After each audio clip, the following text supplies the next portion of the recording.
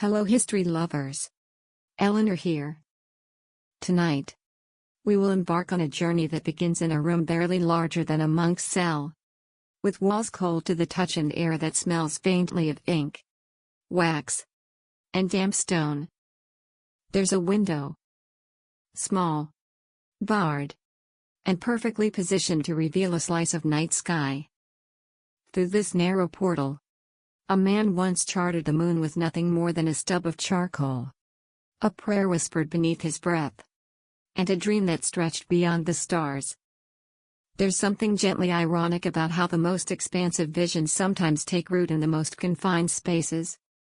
History is full of such moments, where wonder slips through cracks in the walls, and creativity survives under lock and key. If you enjoy these journeys through time, don't forget to hit the like button and subscribe to the channel. I'd also love to hear your favorite overlooked figure or historical story. There are always more windows to open. Now, settle in comfortably. Close your eyes. And let's travel back in time with Eleanor. It was a cold winter night. Sometime in the 1620s. The walls of the prison were thick enough to keep out noise but not the ache of solitude. There was no grand crime here. No treason. No heresy. At least not by today's standards. Just ideas. Ideas written too boldly. Circulated in the wrong season. That's how it often went. In one of these cells, with hands grown calloused from months of stillness, a man named Julius Schiller pressed his face to the bars. The moon had risen, pale and full, casting a diffused glow over the stone courtyard below. But he wasn't looking down. He was studying the sky with the concentration of a cartographer charting a treacherous coastline. And in a way, he was. They say he used the stub of a burned stick and scrap parchment to begin his drawings. Little more than what a child might be given to play with. But what he created was a vision, as precise as it was poetic. Sketches of the moon's face. Not just as an object of light, but as a place. A landscape of valleys and shadows. Oceans that weren't oceans at all. I find myself thinking of that moment often. There's a certain stillness in it that reminds me of nights I've spent here at my desk. Books around me like sentinels. A cat curled on my lap. The soft tick of a clock breaking the silence. Outside, a similar moon. Perhaps less mysterious now, though still humbling. It's strange to consider how many people have stared at it with such longing. Schiller wasn't the first to look skyward from a prison. Nor the last. But what makes his story remarkable isn't only that he looked. It's what he saw. Unlike Galileo, his better-known contemporary who faced house arrest for declaring the Earth moved around the sun, Schiller's rebellion was more symbolic. He wanted to rewrite the very language of the stars. Instead of constellations named for Roman gods and mythic beasts, he envisioned a sky filled with saints, biblical prophets, and apostles. The lion became street. Mark. Orion transformed into street. Joseph. He called his project the Coelum Stellatum Christianum. The Christian Starry Heaven. It's an odd idea, I'll admit. At first glance, it seems like religious censorship disguised as astronomy. But the story isn't quite that simple. Schiller didn't want to erase science. He wanted to reframe it. To bring the stars in line with a moral universe. One shaped by faith and order rather than myth and chaos. He wasn't a priest. Nor was he a professional astronomer. He was a lawyer by training. An amateur by passion. And like so many thinkers of his time, he straddled the line between reason and revelation. Living in a world that hadn't yet split science and spirituality into separate camps. His imprisonment wasn't only punishment. It was containment. A way of keeping too many questions from spreading. But questions have a habit of sneaking through. I remember showing one of Schiller's star maps to my students years ago. Copied from an old library scan. Grainy and faded. The kids laughed at first. "Why is Pegasus now St. Matthew?" one asked. Eyebrow raised. "It's like someone renamed a video game with Bible characters, and I suppose that's not a bad comparison." But then, as we traced the delicate lines, the reverent script, the way stars formed halos instead of spears, the room quieted. There's something unexpectedly beautiful in the act of redrawing the heavens. Not to claim them, but to reinterpret them. And that's what Schiller did. There in his cell, where his only telescope was the one in his mind. No polished lenses. No brass fittings. Just a narrow view. And a determination not to let that view be the end of what he could imagine. It makes me wonder. How many other maps were drawn in shadows? How many insights began not with grand laboratories or marble halls, but with someone simply looking up, refusing to forget what they saw? We tend to think of prisons as endings. But for Schiller, the walls were not boundaries. They were scaffolding. A place to build an idea that, even if dismissed, would still flicker through history like starlight across centuries. As I mentioned earlier, his name isn't widely remembered. His atlas was published. Yes. But with little fanfare. And it quickly fell into obscurity. And yet, he left a trace. A quiet one. Yes. But one that matters. Because when you think about it, what is history if not a sky full of constellations? Some bright, some dim. Each one mapped by someone who dared to name what they saw. Julius Schiller. Even his name sounds like a whisper. Something you might read in a footnote or the margin of a forgotten astronomy manuscript. And indeed, that's how I first encountered him. It was during my third year of teaching, on a rainy afternoon when the power went out. And we had no slides. No projector. Just books and candlelight. I pulled a dusty volume from the shelf. An old compendium on celestial cartography. And there, tucked between two lavish star charts of Ptolemy and Tycho Brahe, was a brief mention. Schiller. Julius, c. 1580. 1627. Attempted Christian reinterpretation of constellations. Largely forgotten. That was all. But oh, how those 5 words, largely forgotten, set my heart ticking. Who decides who is forgotten? Who sifts the sand of memory and lets one name gleam while another sinks? That little spark was enough to send me hunting, tracing the delicate trail Schiller had left behind. Julius Schiller was born in Augsburg, a city nestled in southern Germany, known for its quiet dignity and intellectual heritage. In the 17th century, it was a place of theological tension, artistic flowering, and subtle rebellion. The kind of place where a young boy might grow up attending both sermons and symposia, where celestial charts were sketched not only for navigation, but for the contemplation of order itself. His education followed a traditional path. Latin, philosophy, law. But alongside his legal studies, Schiller nurtured a fascination for the stars. And not just their positions or movements, but their meanings. He lived in a time when to study the heavens was to brush the edges of God's handwriting. Every star a syllable. Every constellation a metaphor waiting to be rearranged. I sometimes imagine young Schiller standing in the cathedral square, tracing the shape of Orion overhead and thinking, why a hunter? Why not a prophet? To him, the sky wasn't a fixed canvas.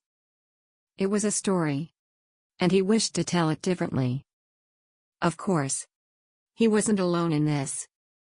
His friend and eventual collaborator, Johann Bayer. Yes. The same Bayer whose system of Greek letters we still use today for naming stars, was an early supporter of Schiller's vision. Bayer's Uranometria, published in 1603, was a landmark atlas of the heavens, scientific and precise. But it still followed the classical, pagan naming system. Schiller looked at Bayer's stars and saw an opportunity. What if the constellations could reflect Christian teachings instead of Greco-Roman myths? What if the heavens themselves could become an extension of Scripture? This was not a fringe idea. Remember, this was an age when symbolism held great power. Churches were not only filled with stained glass and incense, but with cosmic metaphors. The Ptolemaic spheres, the music of the orbs. All of it fed into a worldview where the spiritual and the celestial were entwined. But turning a thought into a book, that was the hard part. He called it Coelum Stellatum Christianum, which translates roughly as the Christian Starry Heaven. Published in 1627, the very year of his death. It was a richly illustrated atlas that replaced the traditional zodiac and constellations with Christian figures. Virgo, for example, became the Virgin Mary. Sagittarius became Street Stephen. The zodiac became the 12 apostles. The Milky Way became a procession of angels. Even the planetary gods were replaced. Mars was reimagined as John the Baptist, Mercury as King David, Jupiter as Moses. Each image drawn with careful reverence, wrapped in symbolic robes, hands poised in gestures of blessing or contemplation. Some scholars scoffed. Of course. They called it a pious vanity project, a distortion of the great classical traditions. Others were intrigued but cautious. Was this art? Or propaganda? Science? Or sermon? I find myself both charmed and sobered by the idea. There's something so very human in his attempt. This longing to see our beliefs mirrored in the vast, indifferent sky. To find confirmation not just of motion, but of meaning. And yet, I can't help but wonder. Did Schiller really believe the stars needed renaming? Or was it a kind of defiance? A statement that said, even in a world torn by war, plague, and religious division, we can still imagine a harmony. A celestial choir that includes us all? That's the thing about history. We rarely get to know what someone truly believed. All we have are the echoes. Books, letters, fragments, and the silences in between. Schiller's atlas was never reprinted in his lifetime.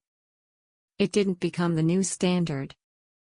Astronomers continued using the classical constellations. His starry heaven remained more a curiosity than a revolution. But still, it was made. It existed.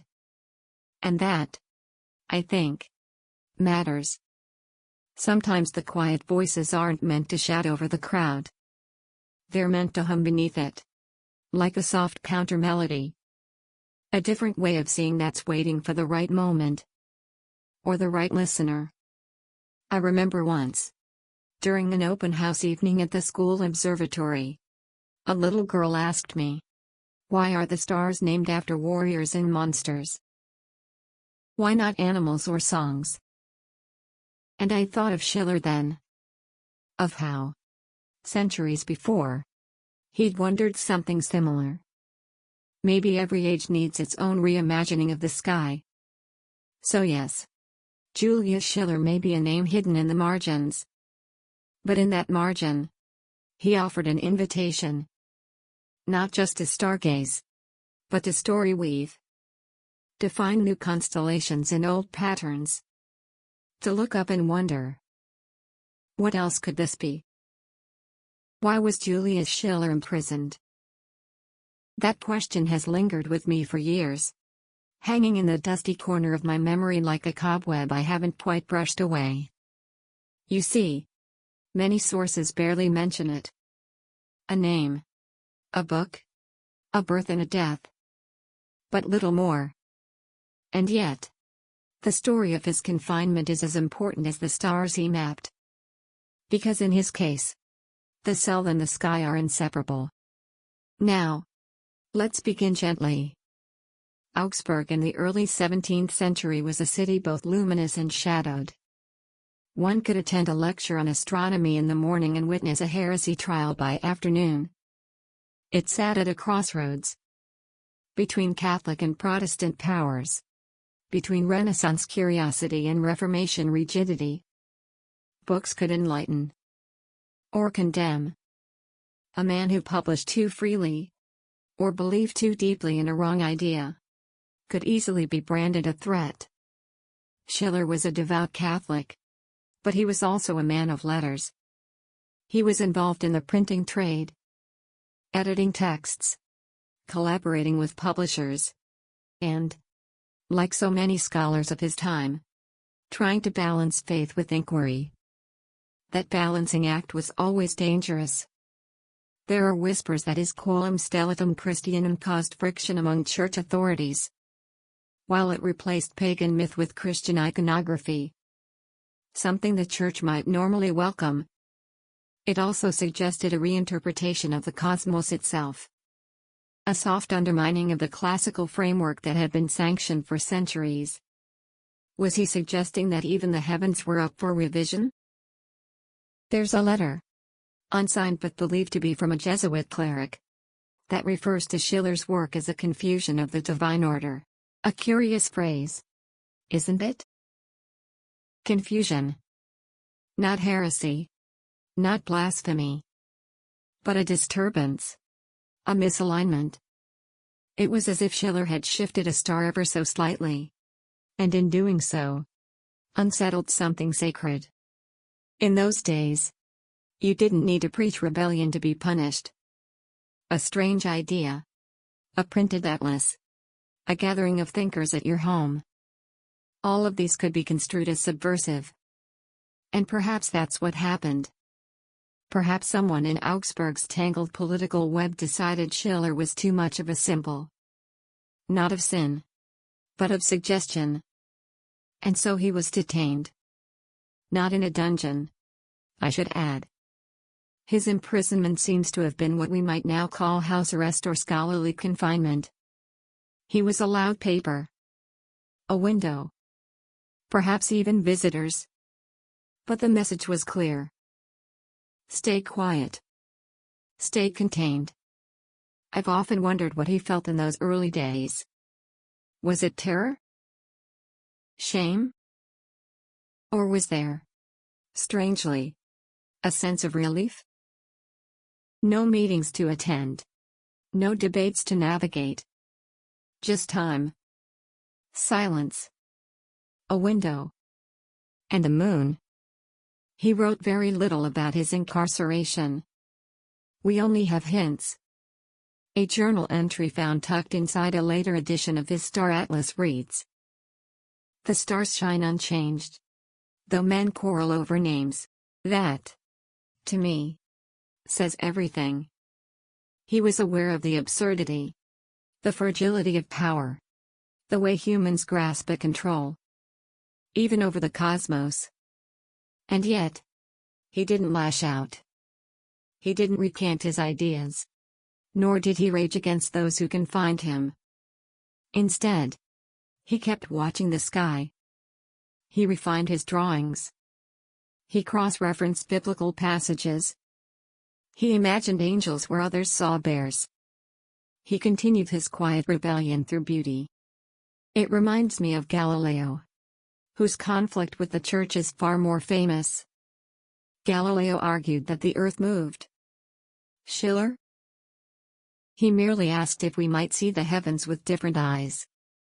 But sometimes, the soft questions are more dangerous than the loud ones. They whisper possibilities. They plant seeds. History has many prisoners like Schiller. People caught not for what they did, but for what they imagined. Ideas, after all, don't always knock politely. They arrive like winds, scattering certainty. And those in power often find that deeply unsettling. There's something tender in how Schiller responded. He didn't denounce the system. He didn't abandon his beliefs. He simply kept drawing. A scholar with no audience. A cartographer of unseen heavens. I remember one rainy Sunday, years ago, when I had the flu and could barely sit upright. I lay on the sofa, feverish, watching shadows crawl across the ceiling. And in that strange twilight of illness, I thought of Schiller. Sitting in his small room, candle flickering, hands trembling perhaps, sketching the shape of St. Peter where others would see Capricorn. His was a quiet defiance. Yes. But also a devotion. A belief that beauty itself was a form of resistance. It's easy to think of prisons as places of darkness. But they can also be places of vision. Not freedom of movement, but freedom of thought. In Schiller's confinement, something opened. A new heaven. Drawn not from star charts alone, but from faith, memory, and a heart determined not to let walls define the sky. And perhaps that's why his story stayed with me all these years. Not because he changed astronomy, but because he changed what was possible in silence. The sky is solace. I remember once, during a power outage in my neighborhood, how quiet everything became. The usual hum of appliances, the faint buzz of street lamps, all gone. And in that hush, I stepped outside and looked up. The stars were brilliant that night, unfiltered by city light. I thought of Schiller then. Of how, even in confinement, he found in the sky not just something to observe, but something to love. For Julius Schiller, the night sky became a refuge. Not in the romantic, escapist sense, but in the deeply practical way one leans on something constant when the rest of life is uncertain. His world, limited to four walls and a narrow window, expanded every evening. When others saw bars, he saw orbits. Imagine him, seated on a simple stool, candle guttering beside him, craning his neck just so to catch the full arc of the moon as it passed across the frame of his window. The moon became his sundial, his companion, his confidant. Its phases marked time better than any prison bell. It wasn't just astronomy for him. It was ritual. He noted each crescent, each gibbous swell, in delicate lines. Notations in the margins of letters. Sketches on scraps of reused paper. He traced the same craters again and again. Not because they changed, but because he did. That's something I think we often forget. Observation isn't just about the object. It's about the self doing the watching. There's something monastic in that, don't you think? Like the medieval scribes who copied texts by hand. Not to create something new, but to internalize something timeless. In that same spirit, Schiller turned his gaze skyward. Not to map dominion over the heavens, but to dwell within them. And he was not alone in this practice. Across centuries and cultures, prisoners, both literal and metaphorical, have looked to the sky for guidance. Cicero, during his exile, wrote of the stars as reminders of order and divine will. Nelson Mandela, in Robben Island, once said that seeing Orion's belt reminded him of his father's stories. The heavens are not just distant. They are deeply personal. Schiller's moon was not the same moon Galileo studied through his telescope. It was more intimate, more meditative. He watched how clouds veiled it like gauze, how its pale glow silvered the prison walls, How? In some phases, it barely peeked through the bars. And in others, it filled the whole frame. And through this nightly practice, he began to reconstruct the sky. Not as it was, but as it could be. Stars no longer bore the names of mythical beasts or pagan gods, but saints and apostles. Virgo became the Virgin Mary. Hercules became Samson. The constellations were reordered not to challenge faith, but to express it. It was, in its way, a deeply Catholic vision of the universe. But not an institutional one. It didn't serve dogma. It served beauty. It served hope. Now, there are critics who say that Schiller's Christian star atlas was more symbolic than scientific. And they're right. To a point. His maps weren't practical navigational tools. They weren't based on new measurements or groundbreaking theories. But that was never the point. What Schiller offered was a vision. A way of seeing the familiar in a new light. He didn't ask the world to abandon Ptolemy or Copernicus. He asked us to consider that the heavens, too, might speak in the language of the soul. Have you ever looked at the moon and seen a face? Or traced shapes in the stars and felt that they were meant just for you? That's what he captured. Not the empirical chart, but the emotional constellation. His sketches, made under duress, possess a tenderness that's hard to describe. Craters gently shaded. Lines almost whispering across the page. You can tell he wasn't just copying what he saw. He was conversing with it. It makes me think about what we reach for in our darkest moments. Some turn inward. Others lash out. But Schiller looked up. Night after night. He chose to dwell in something larger than himself. That kind of quiet bravery. It moves me. And isn't that the essence of wonder? To remain open, even when you're closed in? To find a kind of grace, even in confinement? As I sit here, in the comfort of my little study, cat curled on my lap, tea cooling beside me, I sometimes find myself gazing at the evening sky through my window. It's a modest view. Mostly rooftops and antennas. But the moon still passes through it. Unchanging. Generous. And I think of Schiller. Sketching with his head tilted.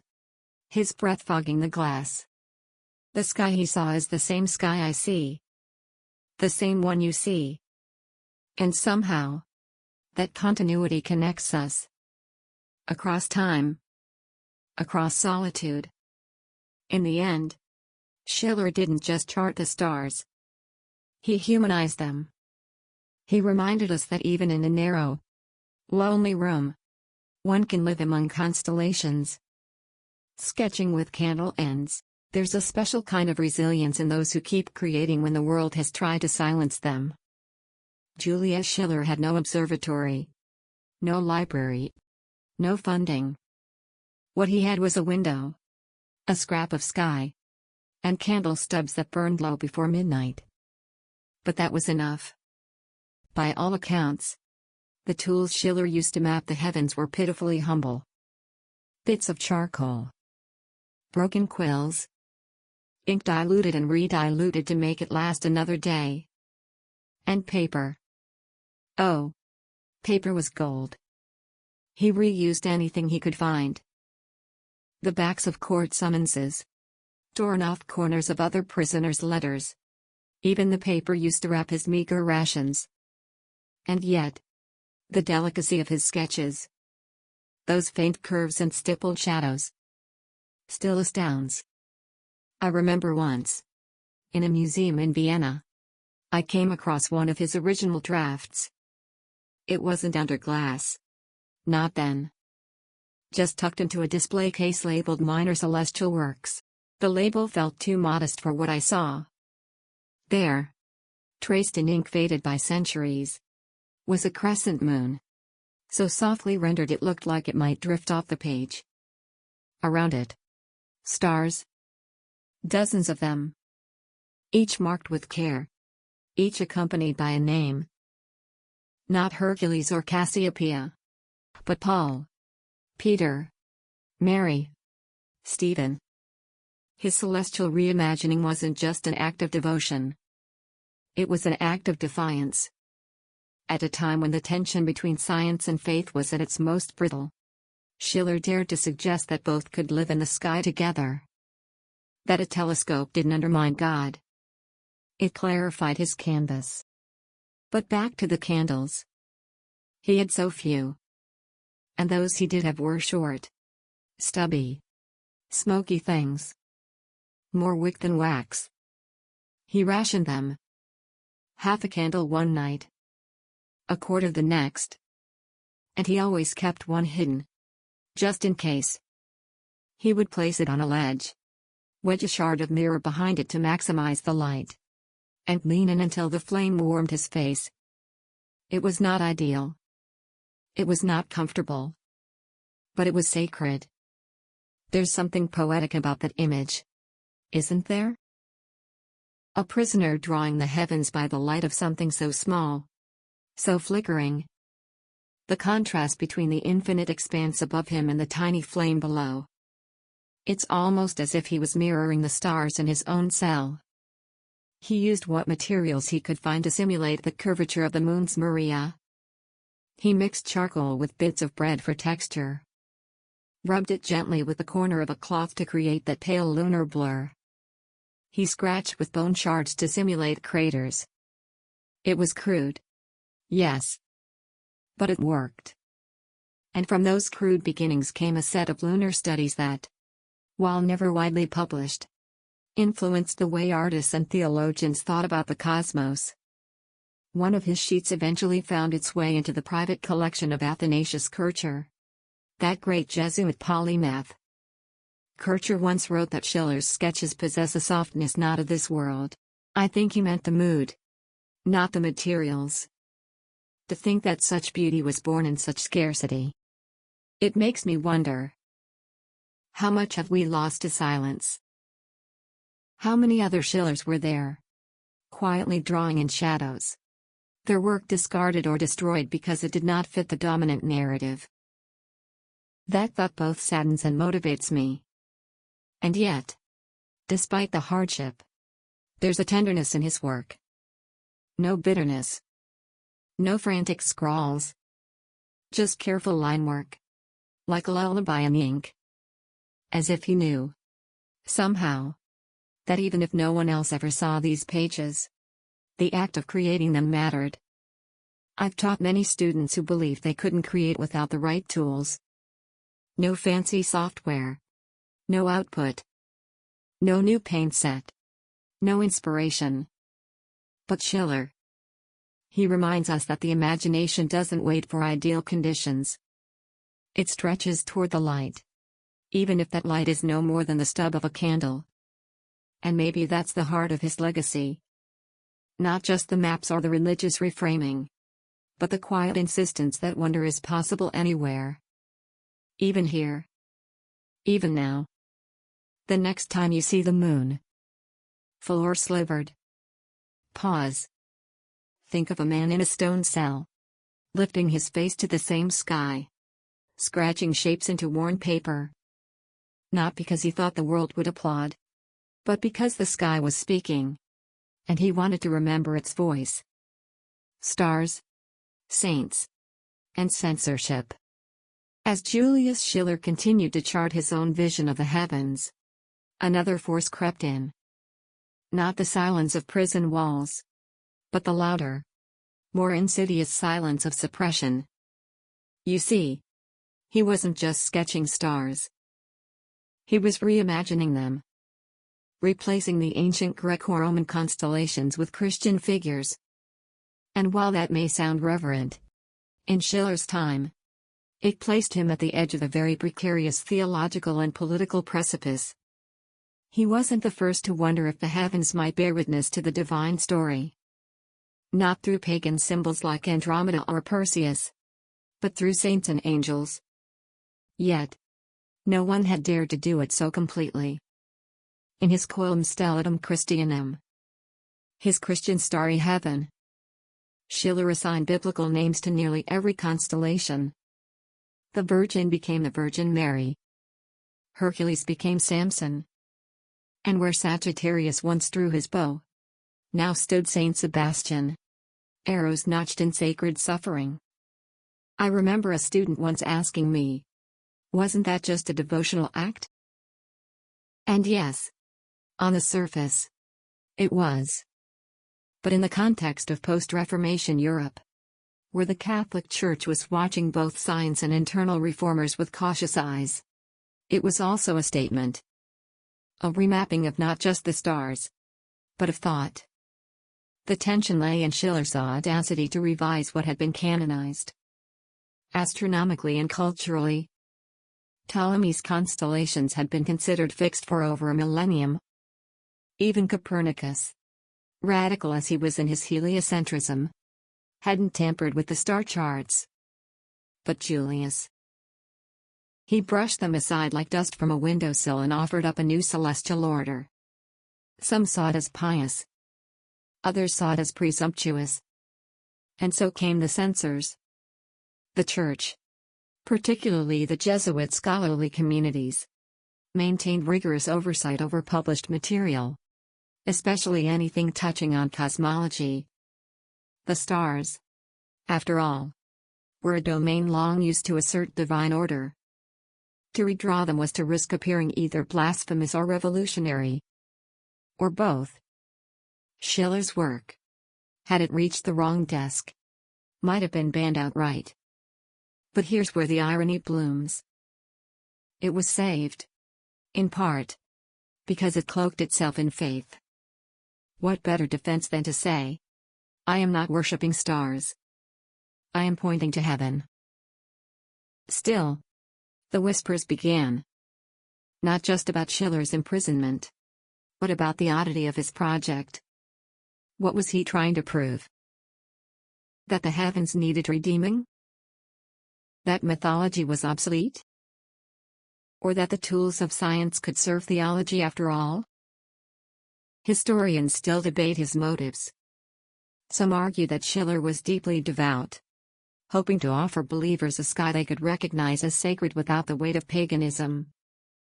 Others believe he was a quiet satirist, using sacred figures in place of myth not to elevate, but to critique.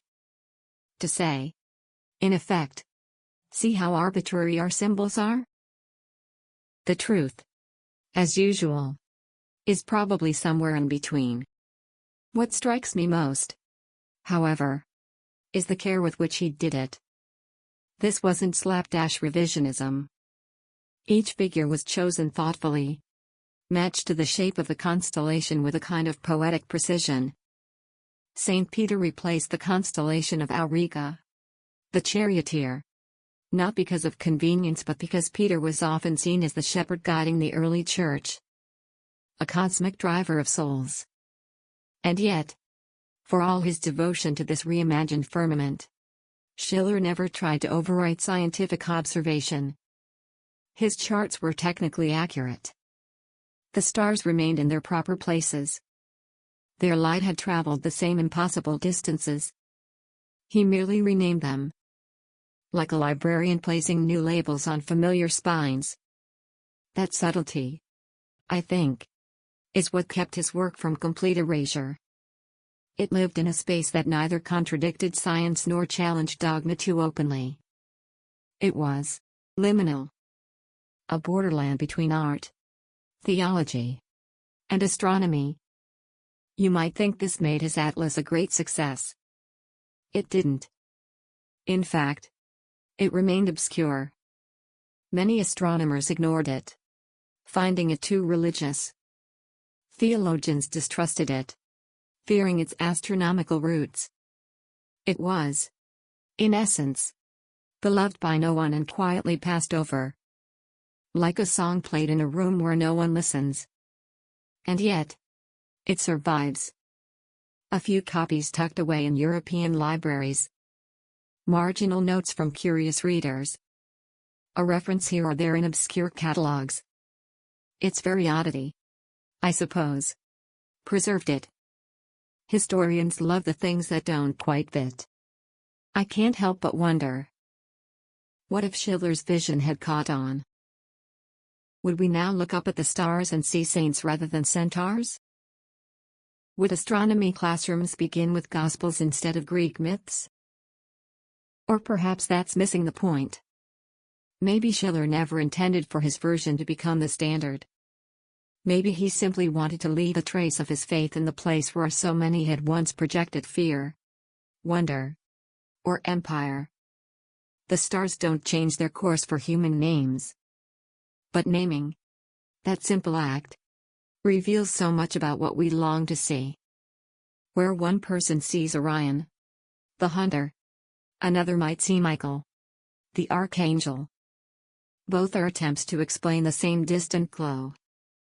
So perhaps Schiller's real contribution wasn't in reshaping the constellations but in reminding us that even the coldest light carries meaning, if we dare to look. Letters smuggled in margins. There's a curious intimacy in the way handwritten letters thread themselves through history. Not grand proclamations, not ornate books, but folded scraps, pressed between pages or smuggled in loaves of bread. Julius Schiller's story, too, unfolds partly in the margins. Quite literally. You see, while the world above moved on, wars waged, scholars debated, skies turned. Schiller was writing in the seams. Despite his confinement, he managed to keep in contact with a few trusted friends and former colleagues. This wasn't the kind of correspondence that passed through official channels. His were carefully coded, folded into the fly-leaves of borrowed books or hidden in the seams of garments sent for mending. And sometimes, oh, this makes me smile, they were concealed within the layered bindings of hymnals, trusting in the piety of censors to leave such volumes untouched. These letters weren't long. Many were fragments, single paragraphs in tight, looping script. Sometimes just questions. What is the moon's path this week? Or did Hevelius publish his corrections?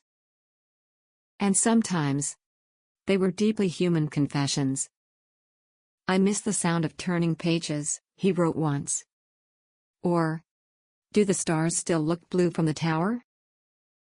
I first came across one of his letters in translation, folded at the back of a university microfiche packet in Vienna. Just a few lines, worn and soft at the edges. But it struck me so deeply I copied it by hand and kept it in my desk drawer for years. He had written, simply, even caged eyes remember the constellations. What do we do with such tenderness in the face of isolation? In those letters, Schiller wasn't seeking fame or even publication. He was trying to preserve an intellectual thread.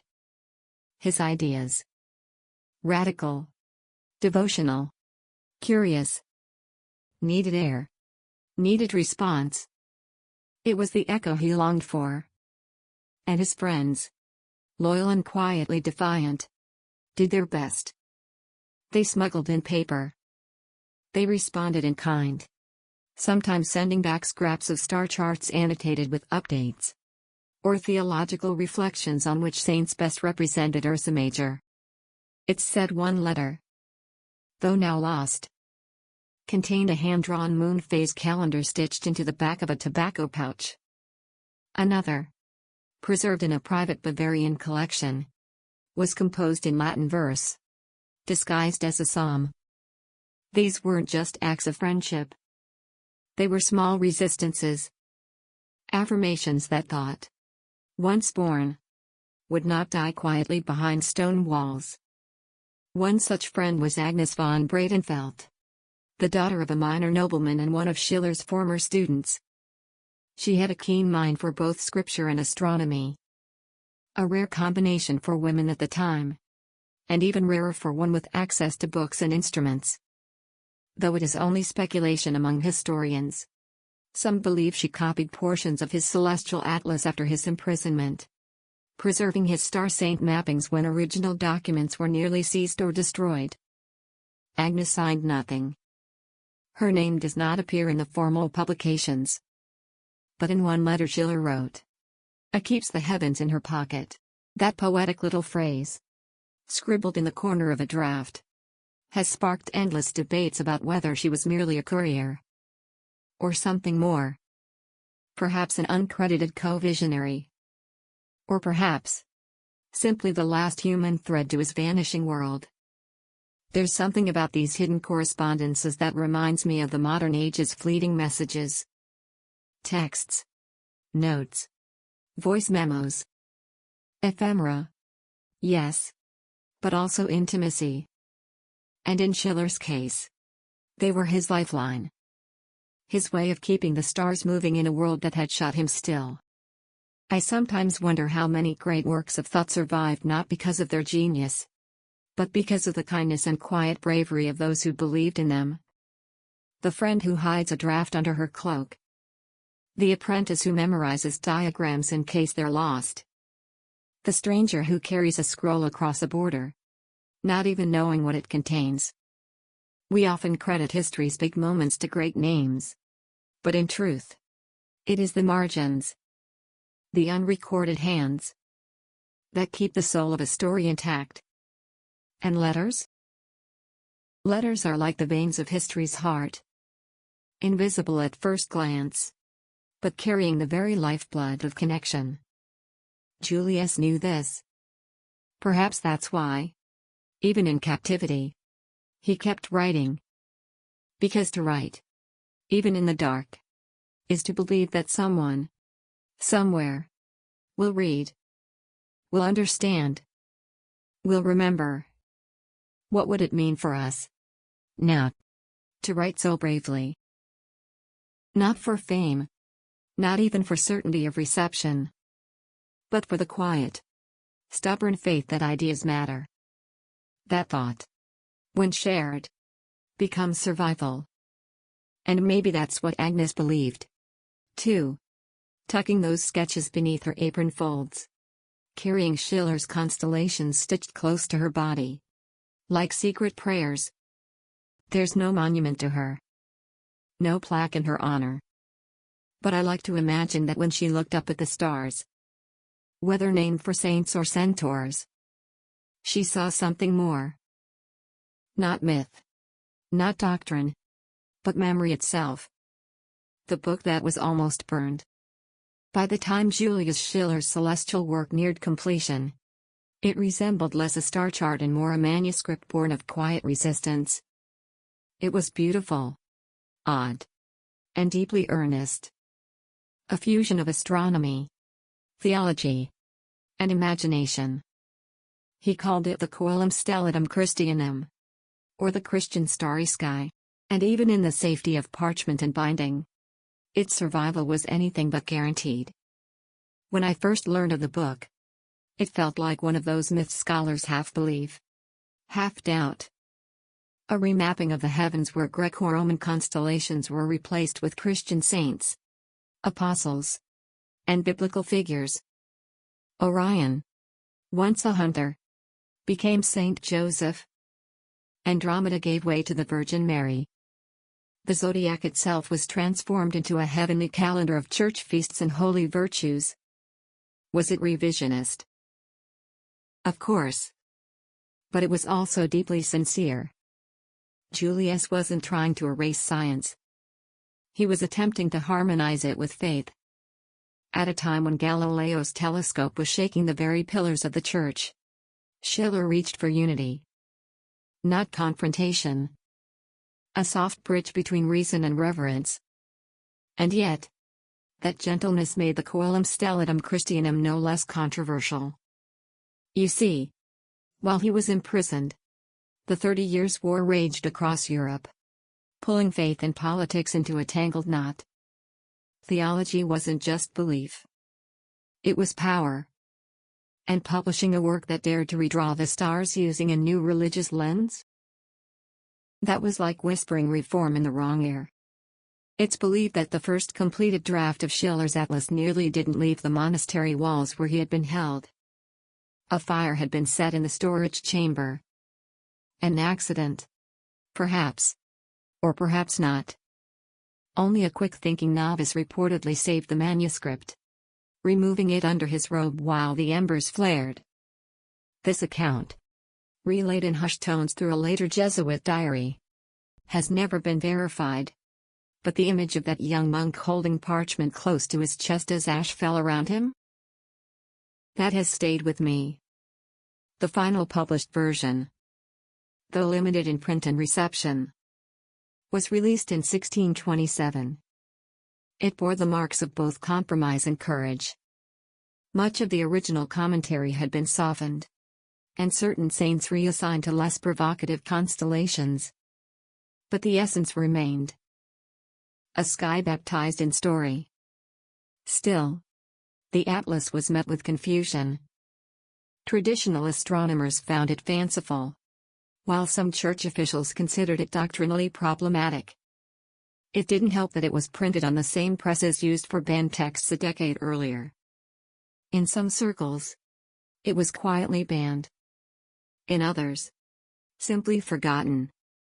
And yet, one copy ended up in the hands of Johannes Kepler. Ah! Kepler. How could we not speak of him here? The brilliant mathematician and astrologer who lost his own mother to a witch trial. Who once said that studying the heavens was thinking God's thoughts after him.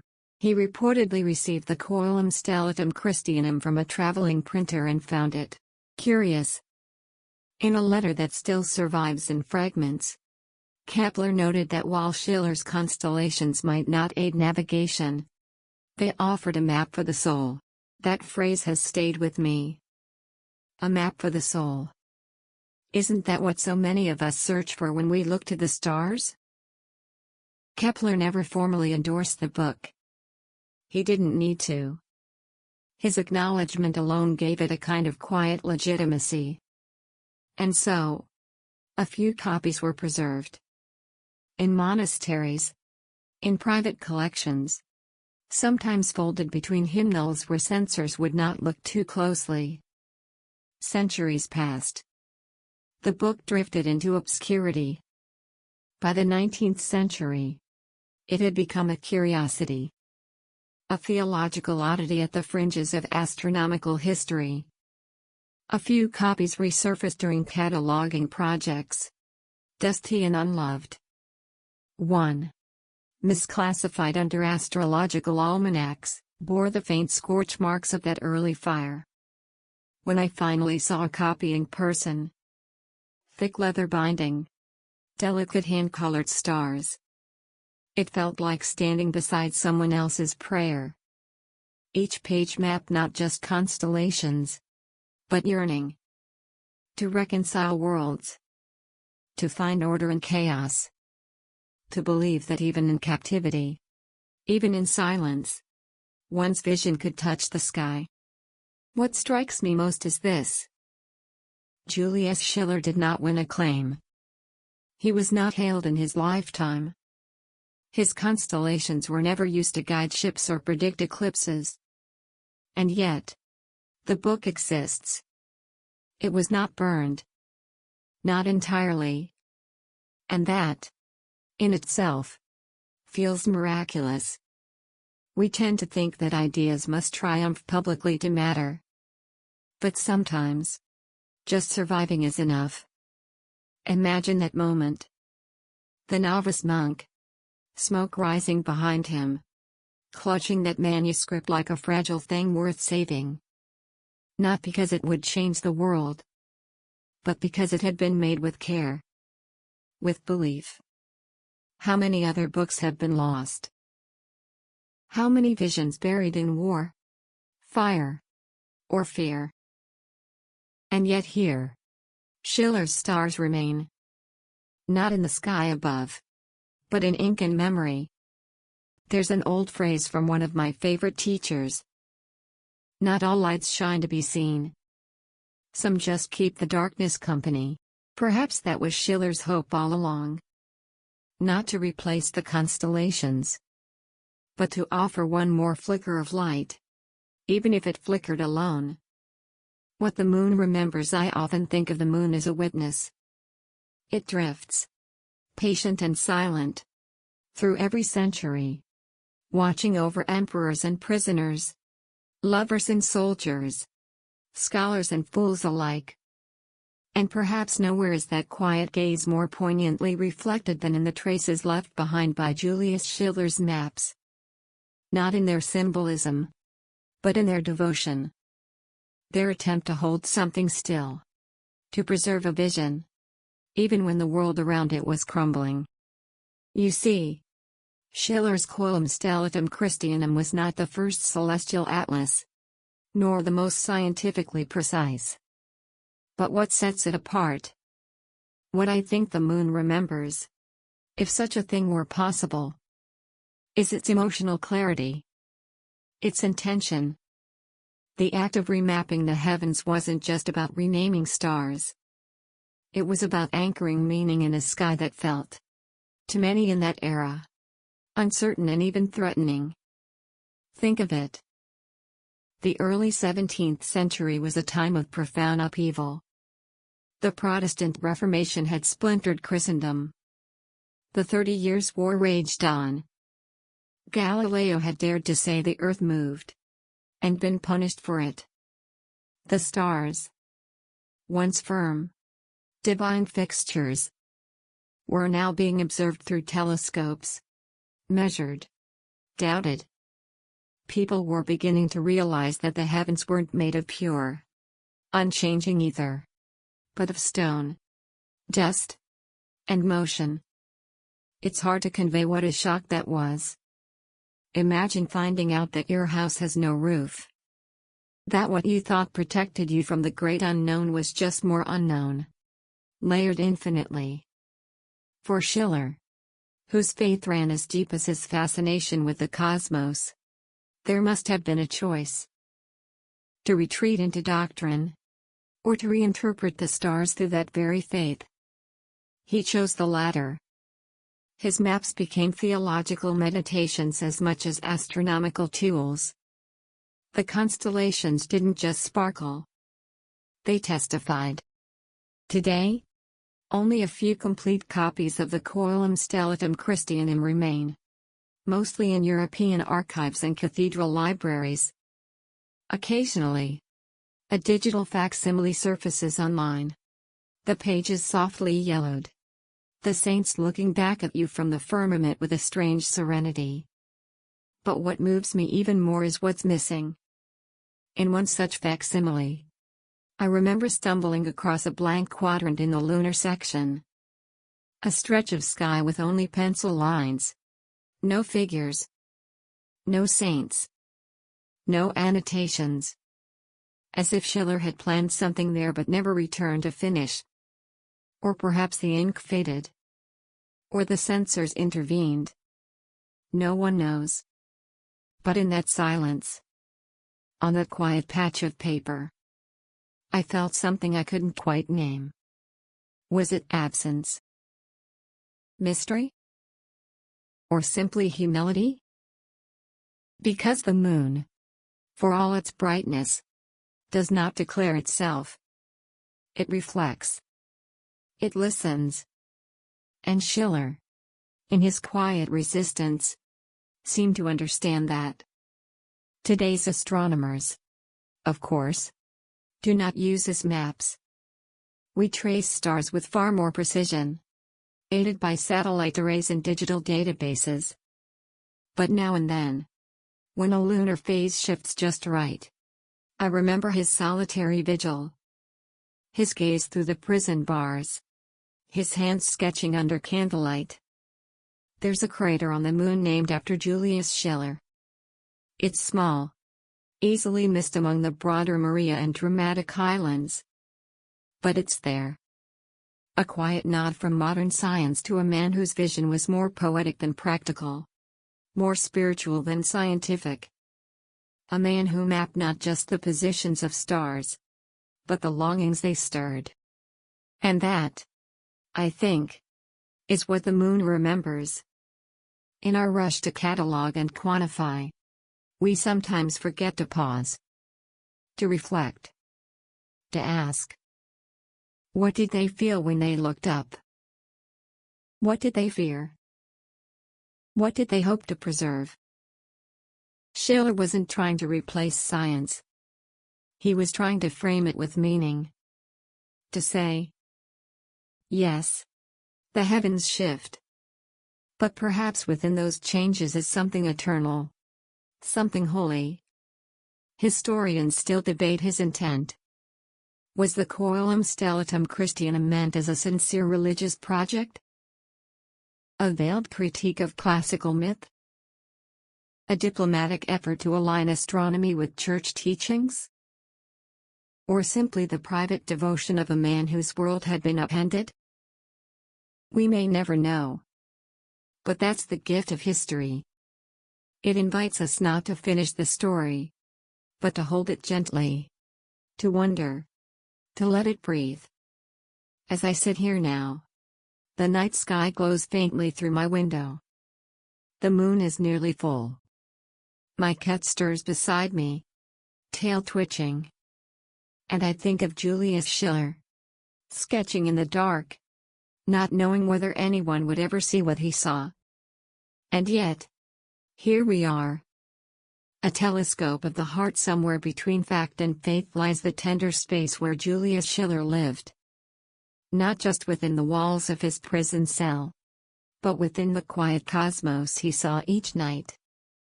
The soft silver arc of the moon. The calm eyes of reimagined constellations. The hush that only a prisoner might hear beneath the turning sky. As I reflect on the final stretch of his story, I'm reminded of a phrase one of my students once used when describing Schiller's work in an old seminar of mine. He didn't hold a telescope. He held a telescope of the heart.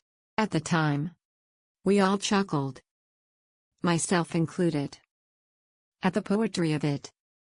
But now, years later, I believe there was something quietly profound in that observation. Because Schiller's was not the science of equations and angles. His gaze was spiritual, tender, a search for connection. Not just between stars, but between time and belief, suffering and beauty, the known and the unknowable. We know little of his final years. After his release, if there ever was one, records grow silent. It's possible he returned to printing. Possible he faded into the gray folds of post-war obscurity. Or perhaps, like many thinkers whose visions exceeded their era, he died before ever seeing how far his little book would travel. What we do know is this. The Coelum Stellatum Christianum lingered. It was passed from hand to hand. Annotated in margins. Mocked in some circles. Cherished in others. Copied. Condemned. And yet it survived. Not because it was the most accurate, but because it was different. Because it dared to ask, what if the sky could reflect the soul? Schiller's reinterpretation wasn't about replacing one myth with another. It was about reaching for the familiar and the infinite. About seeing a universe not as indifferent machinery, but as a canvas alive with meaning. I imagine him now. His hands calloused from typesetting. Eyes rimmed with candlelight. Bent over vellum or woodblock. Alone. Yes. But not defeated. Perhaps even smiling slightly as he imagined saints walking among the stars. Turning the heavens into a cathedral without walls. It's easy to dismiss such efforts today. In an age of digital star maps, of precise lunar imaging, Schiller's celestial saints might seem quaint. But I think we lose something when we forget how people once blended fact and feeling so naturally. When science was still story, and story was still sacred. He reminds us, doesn't he, that the line between sky and soul is thinner than we think. As a historian, I often caution my students not to romanticize the past. But Schiller asks us to do just that. Carefully, gently, with humility. And why not? A man who mapped the heavens while confined to a stone cell has earned that tenderness. I've often wondered what it was like, that first night after he completed the final engraving. Did he lift his eyes, searching for a star now bearing a new name? Did he feel satisfaction? Peace? Or did he, perhaps, whisper a prayer, quiet as the flicker of his candle, for the generations who might someday hold his book and remember? Because, in the end, that's what history is. Remembering. And so tonight, as your eyes grow heavy and the world quiets around you, imagine Schiller's sky. Not just as a chart of coordinates, but as a sanctuary of hope. A place where saints still shine. Where prisoners still dream. Where even silence finds a voice. And now, dear listener, let us rest our thoughts beneath that soft celestial dome. Let the stars turn gently above us. Not as points of calculation, but as companions to our dreams. Let the moon's quiet glow remind us of those who came before. Watching. Wondering. Waiting for dawn. Julius Schiller may have mapped the sky differently. But he did so with reverence. With longing. With the deep belief that something beautiful lived beyond the visible. History, like starlight, often travels long distances before it reaches us. But when it does, it has the power to warm us, to guide us, to whisper that even the smallest life leaves echoes in the firmament. So tonight, as you drift into sleep, imagine a sky filled not just with stars, but with stories, with names spoken long ago, with sketches made in silence, with a telescope not of glass, but of memory and heart. Let the night hold you gently, wrapped in constellations of kindness.